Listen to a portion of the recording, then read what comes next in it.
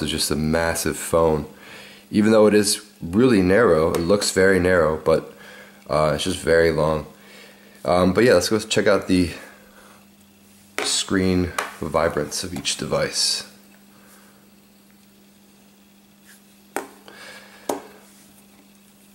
So the iPhone 6 Plus is rocking 1080p, where the Z30 is only 720p and the Z3 is only it's like 540 by 960 screen resolution.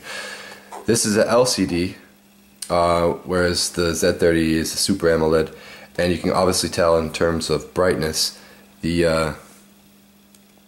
Z3 is brighter, but it looks more whatever the glasses they used here is more reflective than the Z30, which, to be honest, the Z3 and the iPhone 6 Plus probably have the closest looking screen out of them both.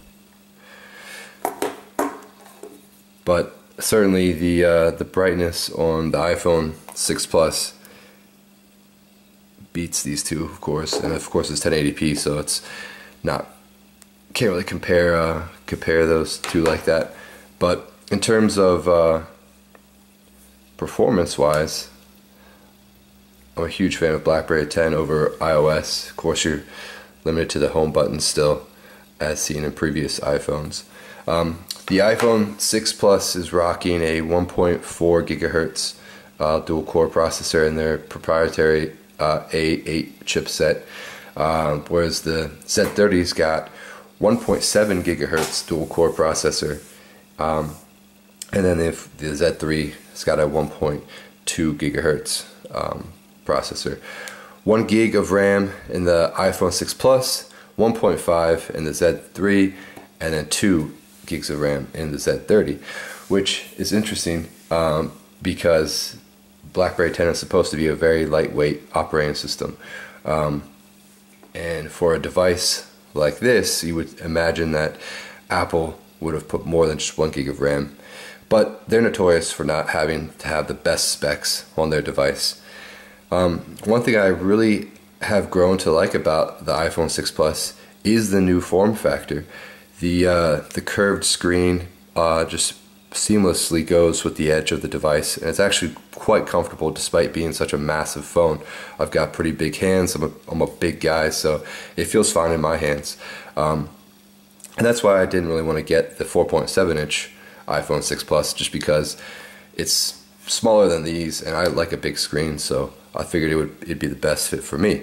But the iPhone 6 is interesting because having it with such a big screen, Apple's now, if you can see that, whenever you rotate things, if you're in a mail or calendar, I'll go to my calendar, any of this set up because I just got it a couple of hours ago.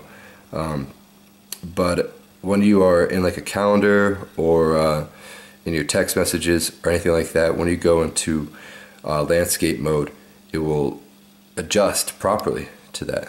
So as you can see, it could tell that it was in landscape, and so it's like a responsive operating system, and that's a new feature in iOS 8. You can get that just on the iPhone 6 Plus, but it's pretty sweet. So I kind of like that, the way that you can see more content when you go to landscape mode.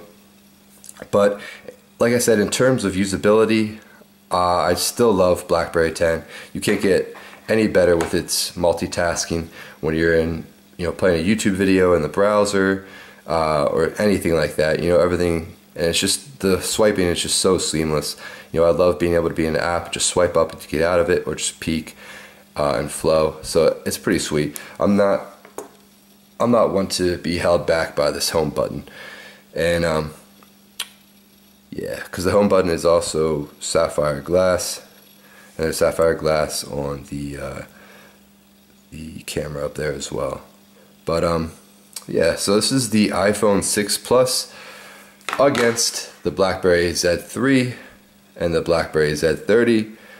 Massive phone, only 0.5 inches added to the screen diagonally, so not that much of a difference. You can tell they're pretty close, but Apple for some reason still has added massive amount of length to this.